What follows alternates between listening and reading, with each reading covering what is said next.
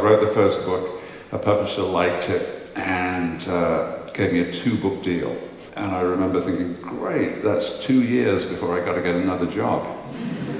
And, you know, statistically it is almost impossible to do that and highly unlikely. So it's been a dream all along. I mean, it really has.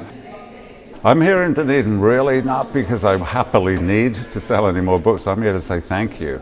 Thank you to the people of Dunedin, the South Island, New Zealand in general, for reading my books, for caring about them, and for talking about them. You know, an author puts a lot of his own heart and soul in the books, and it's just fabulous that anybody's paying attention. So I'm simply here to say thank you very much. I write during the winter, and there's very little else to do for the winter. I always start on September the 1st. And now my publication schedule is such that the book comes out in November, so I have to take an enforced break for that.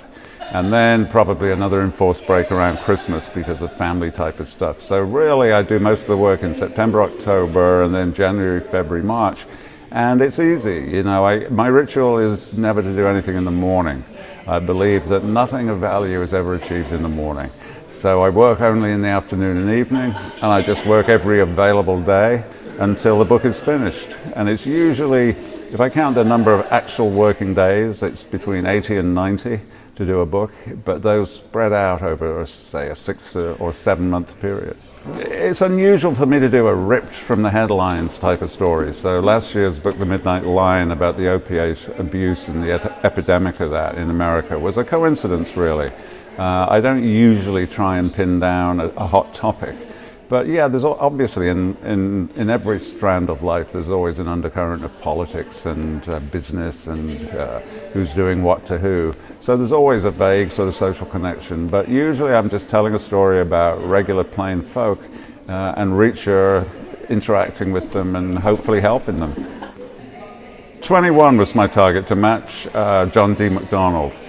But, you know, people love Reacher, so I felt, oh, if they want more, I should give them more. So the current contract is going to take us up to 24, and then we'll see what happens after that. The feature films that we did with Tom Cruise, I loved him, and I loved working with Cruise.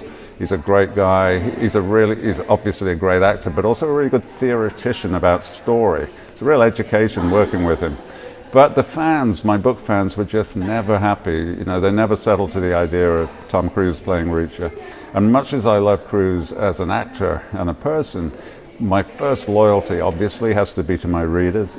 So we're going to move it away from feature films. We're going to go to binge watching television, long, long seasons with a new actor.